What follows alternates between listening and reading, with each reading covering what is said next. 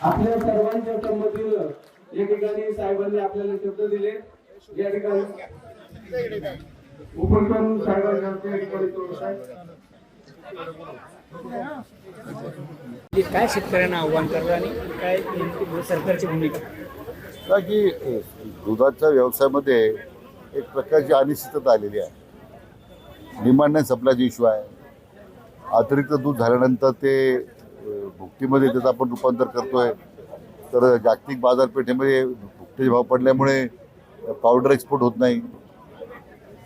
मध्यंतरी केंद्र सरकारने 10,000 भुकटी आयात करण्याची या ठिकाणी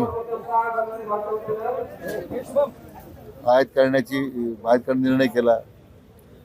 एकूण अशी संदिग्धता निर्माण झाल्यामुळे दुधाचे भाव हे कोसळले, कारण मागणीपेक्षाही उत्पादन जास्त व्हायला लागलं।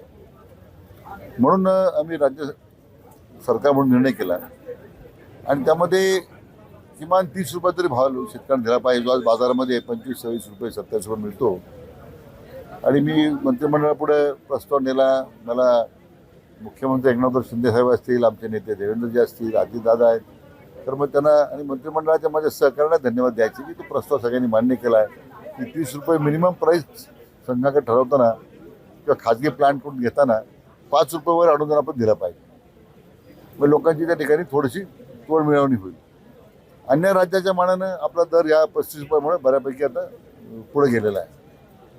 आता प्रश्न आहे, खाजगी संस्था किंवा सहकारी संघाची मंडळी 30 रुपये देणार का? 8-5 आणि 3-2ला 3-5ला हा भाव पण देतो, त्यामुळे कधी गुणवत्ता वाढेल।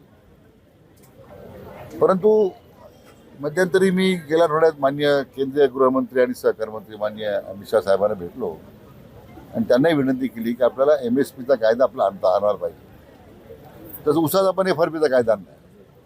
आता कारखान्याला परवडतो का नाही परवडतो ह्यात काही चर्चेचा मुद्दा जायला नाही, त्याला कायदेशीर स्वरूप आहे। FRP देणार नाही त्याच्यावर फौजदारी गुन्हे दाखल करण्याचे प्रावधान आहे। त्याच पद्धतीने आता शेतीला पूरक धंदा म्हणून जसं आता दुधाचा धंदा आणि बाकी सगळ्या धान्याला MSP आहेच ना। कापसाला आहे, तुमच्या आपण भाव जाहीर करतोय, किंवा सोयाबीनला आपण MSP देतोय।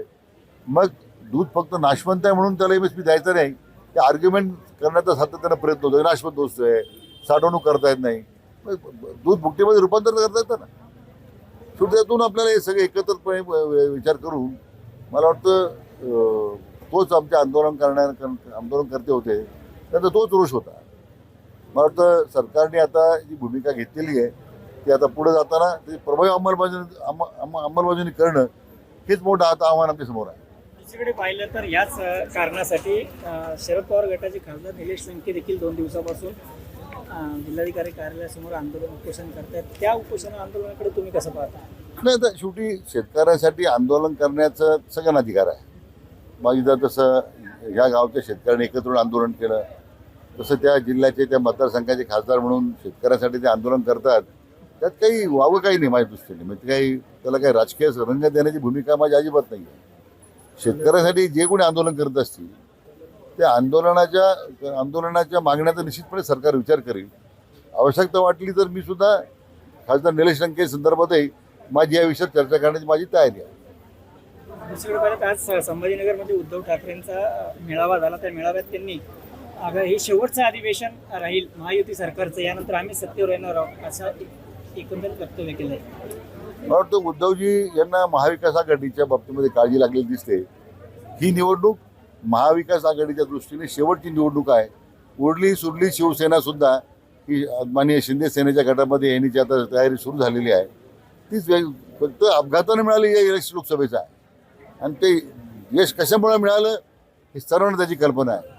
नकारात्मक भूमिकेवर त्याच्या एक वातावरणावरचा फायदा त्यांना मिळाला आणि त्यांचा जो भ्रम आहे की तेच वातावरण विधानसभेला आम्हाला मिळेल, तर ते त्यांच्या भ्रमात राहू नये। या सरकारमध्ये काल माननीय देवेंद्रजी म्हटल्याप्रमाणे 200च्या वर जागा या 100% महायुतीचे निवडून येतील आता पूर्ण विश्वास आम्हाला सगळ्यांना। शेतकऱ्यांच्या बांधावर गेले उद्धव ठाकरे, ही चांगली गोष्ट आहे। ती पूर्वी घरात होते, 2 वर्ष फेसबुकवर होते, आता बांधावर जायला लागले, चांगली गोष्ट आहे। ABP माझा, उघडा डोळे बघा नीट।